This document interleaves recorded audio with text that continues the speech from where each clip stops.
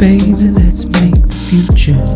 I've been losing my mind with new gear, but with you here, I can view clear, making new years.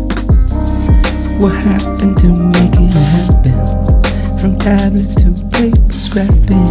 You got plans and you got hands and you got action. Hey friend, in this episode I want to talk about my findings in comparing the iPad Pro with the remarkable 2 digital handwritten notes. But first, this episode is brought to you by Seed-On Shirts. Blank t-shirts are my go-to every day. I just need it to fit relatively good, which these do fine, and I want it to come from sustainable materials if possible. Seed-On are making their Daymaker shirt out of recycled polyester and Tencel, which is a renewable wood pulp fiber, which sounds like it wouldn't feel very comfortable, but this is super comfortable. I was struck by it immediately. And because it's not cotton, it doesn't lose its shape over time. They also make a great merino shirt, both long sleeve and short sleeve. When I travel, I tend to use merino shirts because it's odor resistant, wrinkle resistant. It is temperature regulating. Shout out to Carson and the team at Seed-On for supporting independent media creators like myself. You can use the link in the description below, which may apply a coupon code, or there might be a code there. By the way, in this video, I'll be linking to everything that I mention here. Okay, so the iPad Pro I've been using for about maybe 3 to 4 years, something like that. Physical notebooks, I have about 20 years of notes. This isn't all of them. With the Remarkable, I've been using this guy for probably 3 months now at this point. Okay, let's just get started looking at the Remarkable, okay? Let's just look at some of these notes really quick. So we have lots of options for different kinds of pens, pencils, a highlighter. There's even a calligraphy pen over here, which actually is quite fun to mess around with. To get to your tools, you just click this guy here. Ballpoint, fine liner, marker, pencil. The pencil's pretty great because you can have like really light, really dark. So for people drawing, this one works really well. You also, because it's digital, we've got undo, which feels, come on. That's one of the things we're talking about with digital handwritten notes. We can undo stuff, we can copy and paste to another note, we can move things around, and in the end up having a really lovely looking note. Now, watch as I zoom around here. We're gonna talk about this in a second. Laggy on the interactions, but not laggy. See how it does a little refresh because it's an e-ink screen. Not laggy on the writing itself, okay? It can't be overstated. Writing on this feels great. Okay, let's zoom out here and let's just look at some other pages. You see, when I move it, it does have to do a refresh. You get used to it. It does start to feel a little like, ugh, but ultimately it's fine. Just swipe to go to the next page, just showing some examples of my friend was like fiddling with the pencil. Lots of lines that are thin. You've got your ability to choose thick, thin, and medium when you're on any of these tools, basically. Layers, this is one of the things that's kind of nice here. You can have a layer 2. Do you see that little thing go away? This is on layer 2. That goes away, and then, so you can like have editing notes or like editor's notes or bits on a layer. It's kind of nice. Now, this eraser tool is interesting. You have a few options just to erase as you go, like erasing, and then it'll refresh and that stuff's gone, right? Let's undo that. And the other choice, you have erase selection. So select that and it'll erase it. Nice. That's probably the thing I should keep it on. And then there's erase all, which, what does that even do? It erases everything. Now, you have this pen. There's 2 pens. The one that comes with is white, then you could pay extra for this black one, which is, everything's the same. You have these replaceable nibs, because apparently the nibs get worn down over time. So they come with a bunch of a little, you just pull it out and click it back in. Then you also have this eraser bit on the back here. So it's automatically erasing when I'm doing that, which is nice. Now you can see some residue from what I've left there maybe on the screen. When I refresh the screen and go back to that, it's all gone. So again, we're working with an e-ink screen on the Remarkable. One of the things that's important for note taking is being able to have hierarchy, like these headings, thicker. All I did was I'm typically using the fine liner, and I will choose thick for a heading and medium for most of the time. You also have the choice between black, gray, or white color. So if I went really thick and tried to, actually let me choose like a marker, and I'm thick on the marker, thick. You can do something like this, and then go back to your fine liner and choose white, medium. And now I can write inside of that. Again, writing on this thing just feels so good. Something else that's important here is you cannot scroll up. This is the page that you're working with, okay? To that point, this little X on the top right closes you out of this note, takes you back to your notebooks list or whatever thing you were looking at before. Sometimes that gets in the way. So check this out. You tap that little toolbox and that goes away. Everything on the left goes away. Now I can cleanly write anywhere that I want to. So the question of zooming is something that you got to ask yourself, because for me on the iPad, I got really used to zooming. I love zooming around and making some notes really small. You saw this in the first page here where I can zoom in, make something really small like this, and be able to have very kind of complex notes that are easy to glance at, and I can zoom in if I want to read or kind of just squint at it a little bit. Now, I do get better at this zooming on this thing over time, right? The highlighter just showing you some, it's very faint once it clicks in.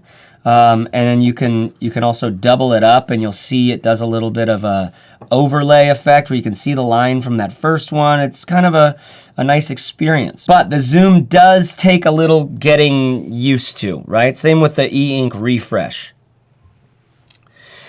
Now, to the pen eraser thing, I do miss on the iPad, which we'll see in a second. I just double click the Apple Pencil and it goes back to whatever previous tool I was using, typically the eraser or the scissors to cut something up.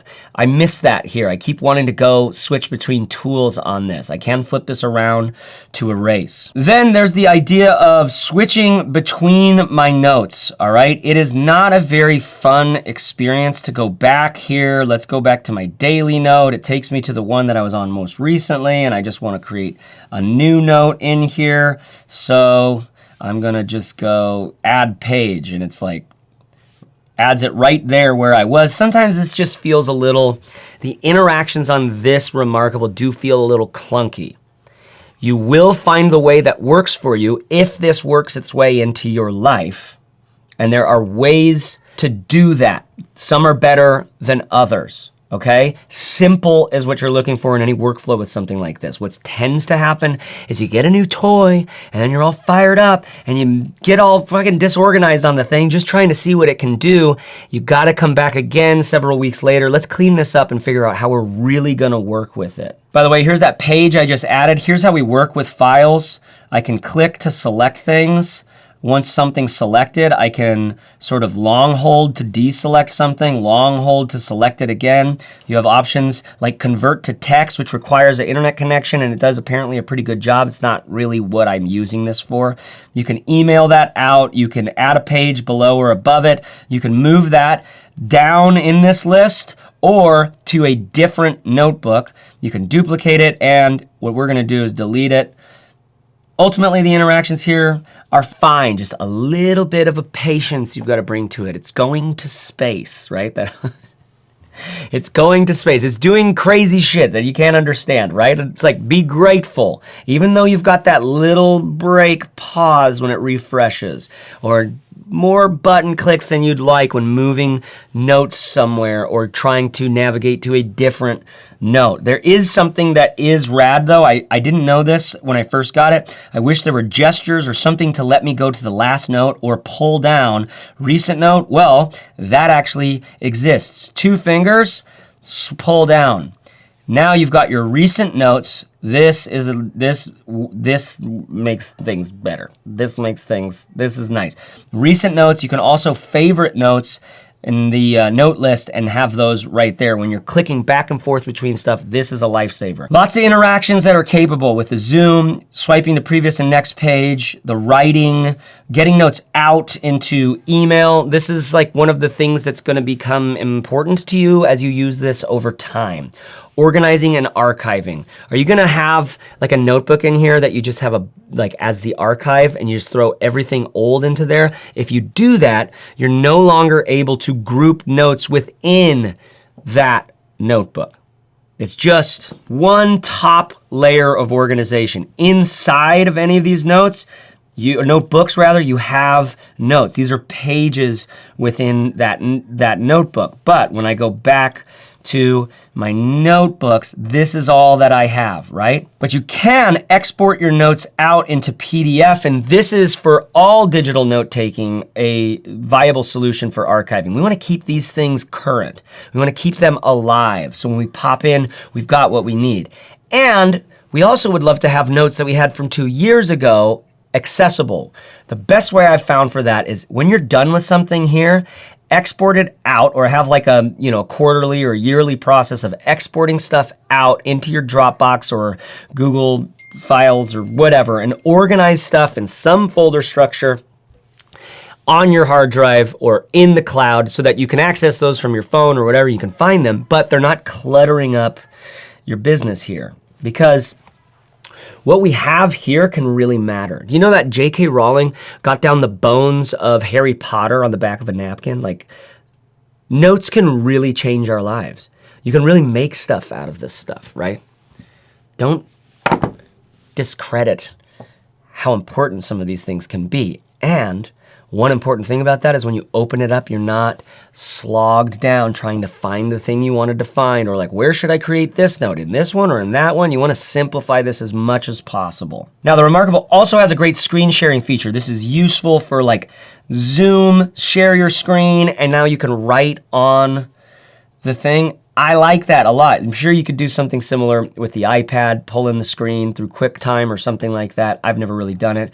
You can do it on lots of devices, I'm sure, but this does an actually pretty good job of it. Now, your end product, you're able to have very legible, beautiful pages in your notes digitally, so it's like accessible from anywhere, because you do have sync to your iPhone or your mobile device, your computer. There's an app, so you have all the things that you have here there, which can make it great for just browsing what you've made before, but you can't add things to notes there. You can probably organize and export from there, which is faster than using the Remarkable. Now, this question here of being locked into this platform for life, you kind of are, unless you're exporting your notes out and then you have them as PDFs or images or something in a Dropbox or your cloud storage. So you're not actually locked in that way, which is nice. I gotta say also, just the form factor of this thing is so nice. I am using this folio, which is the thing that I would definitely recommend. Very well constructed. It just clicks in via these magnets. How do they work? And the form of this device itself, just the thinness, one button on the top, one USB-C on the bottom, or USB-C on the bottom, and then you can see some like powery, magnety kinds of things in here. This just feels so good. Now, they market this as basically the anti-tablet tablet. You cannot surf the internet. You cannot watch your Netflix. You can read ebooks. It's a great ebook reader, except for you can like highlight and draw on the ebook, and you can't get those notes out, which is what I love about the Kindle, is I can just export all of my highlights out, right? So that's one thing that I'm like, that kind of makes this unusable. But you can have a bunch of books on here and PDFs and all sorts of stuff, okay?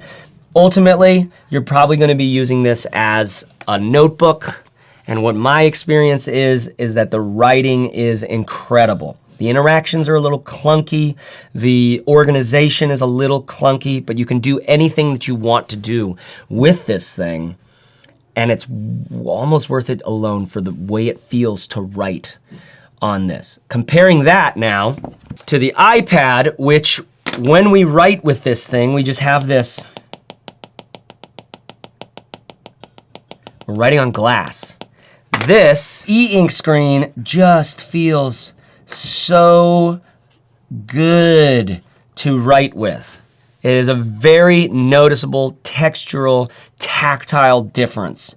That is the reason to go with this over the iPad, even though the iPad does almost everything else better. Now on the iPad, I'm using Notability over here, okay? This is the app that I'm using, and there's a lot out there. You could use Apple's Notes, you could use a million different things. I've only ever really used Notability. Maybe I did a Good Writer or something at one point, but Notability is all I ever needed. I love it for a lot of reasons. You're gonna see why.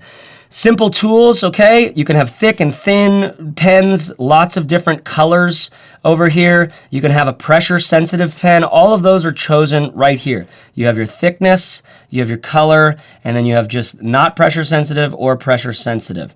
And it looks like you can do dotted and all this other, you can get really funky with it. Then you can choose which one of those. You can see right here, I can add this to my favorites bar down here. So when I'm writing, I'm only ever using a thickish, thinnish, dark color.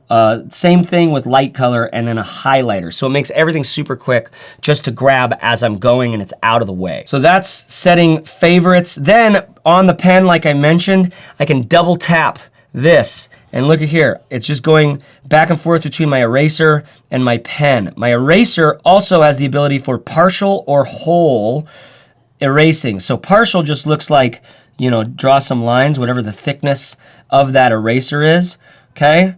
Or I can just go and it'll erase the entire line, right? The entire piece of those lines. I love that, love it, okay? Got really used to that.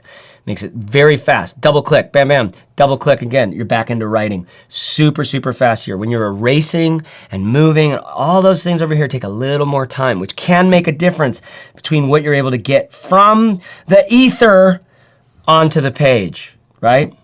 Hashtag write your own Harry Potter in a minute, you know? Zooming and interactions, all of that over here is so much better, okay? So much better. Smooth, it works exactly like you want it to. There's also infinite scroll within Notability. So I can just keep adding pages to the same note and have everything about this topic on one note. That's a big deal for me because of how I organize stuff. I'll show you how I organize stuff here in a second. But just this little thumbnail pulls out and I can move things around here. I can just quickly organize my stuff. Right? Love that. Then we have our organization, okay? All sorts of projects or folders rather over here that have notes within them.